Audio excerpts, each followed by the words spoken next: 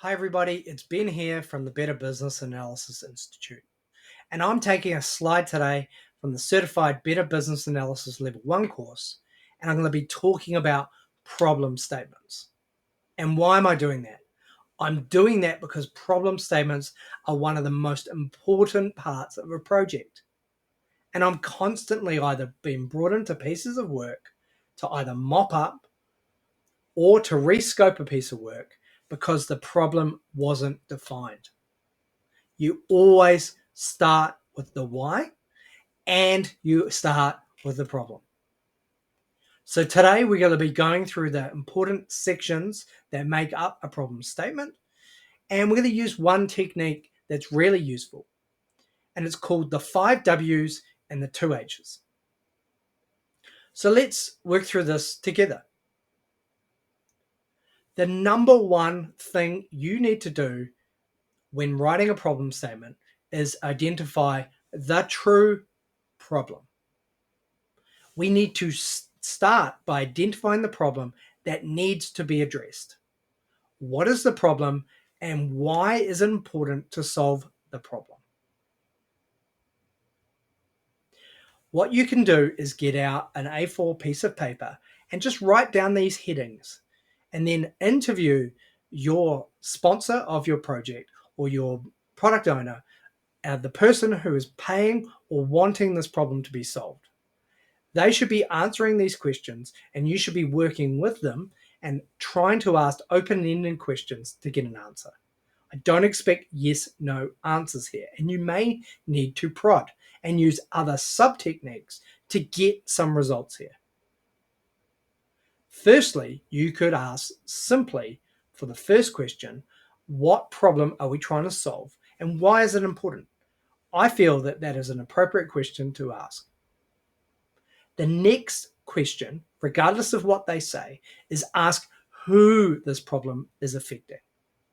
Who are the stakeholders, the customers and users that the problem is impacting?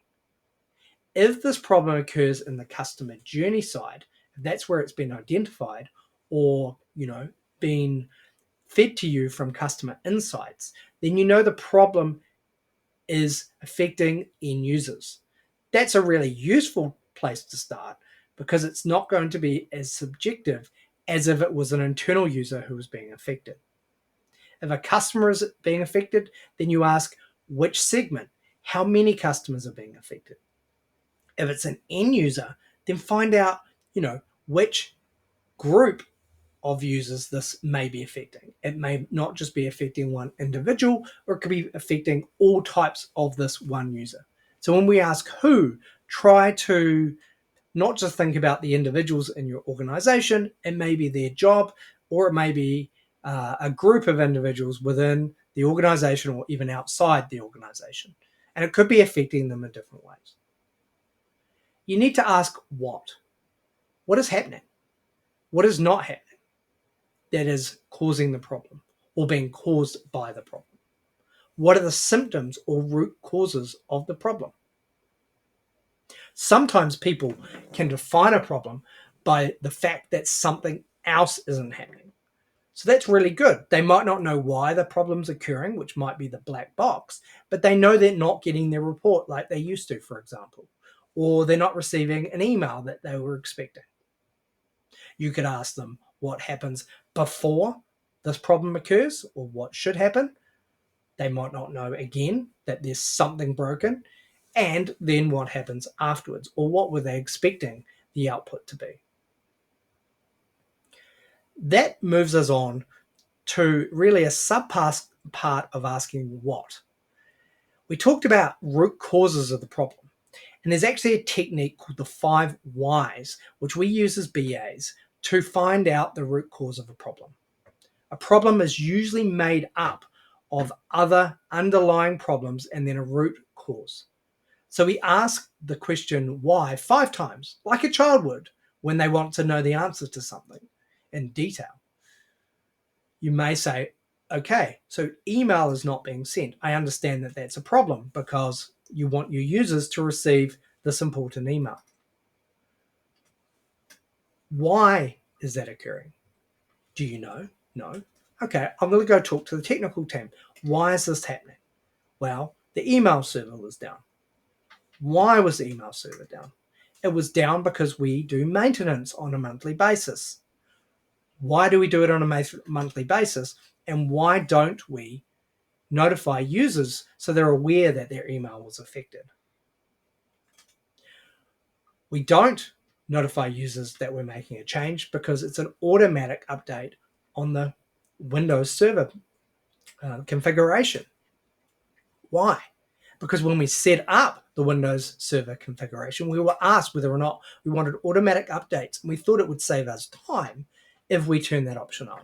And we have no way of notifying users that email will be down. You now have a better idea about what the root cause of the problem is, which was for our users not being able to send email, all the way down to the fact that it was actually a problem with Windows updates on a specific server that runs our email service. Now, knowing that that was a choice by a technical team has now impacted our users, we now have a good place to start and we know more around the scope of our project. Now, that's a technical example, but there are many other examples where it comes down to a process step not occurring or a process step that's been missed out or changed, and that's impacted our users or customers or someone in the business, and it's occurring as a problem for them. So cause and effect. And cause and effect isn't necessarily one, someone makes a change and it affects the direct user. It could affect even down to 5 levels. So use the 5 whys. Just ask why. Keep asking why until you have a better idea what the problem is. If you don't know what the problem is, ask after asking 5 whys, then I would really question whether or not this is a problem that's worth solving, or it's really, really technical and you're going to have to get an expert in to really examine the problem in more detail. However, it doesn't mean you shouldn't go to the next question along the list, which is to ask where. Where are the areas or processes that are affected by the problem? This is really important. This is where BAs should be playing. If a problem is occurring with email, it may be in our accounts payable department, for example. So you need to know which of those services and processes are not working in the accounts payable area. Accounts payable helps defining the scope. This may only be affecting our finance department, which may be a large amount of users, but we'll know where this problem is occurring.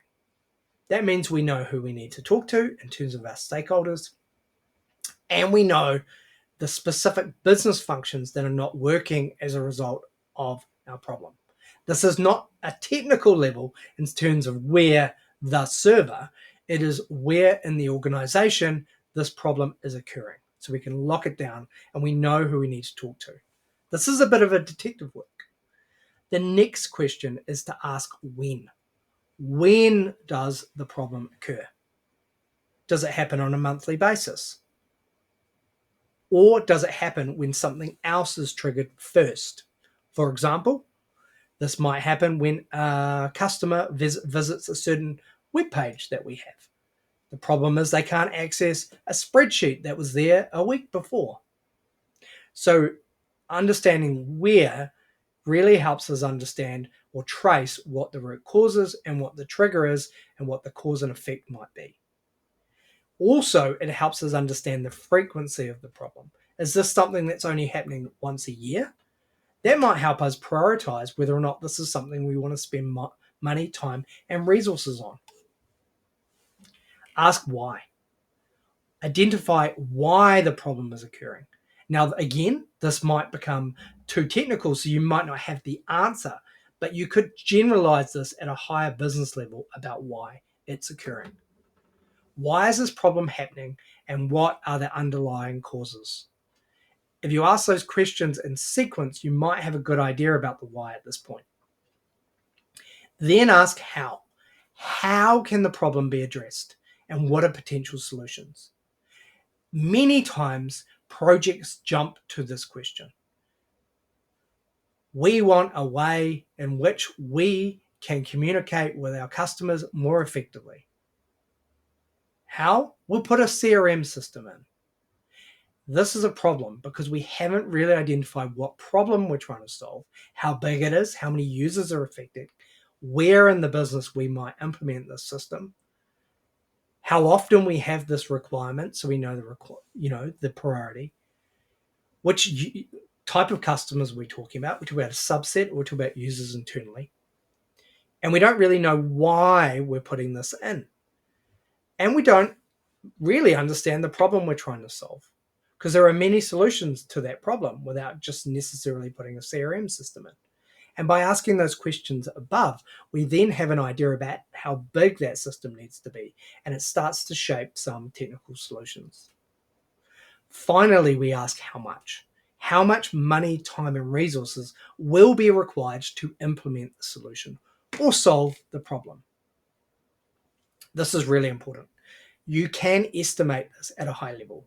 You can generally know how much it's going to cost to put an enterprise solution in versus a small solution. And whatever time you think it's going to take to solve this problem, double it. That'll give you a good estimate at this early stage of how much it's going to cost. Be aware that resources, usually people and contractors or consultants, for example, their time, the labor time, ends up costing much more or the same as a technical solution with licensing.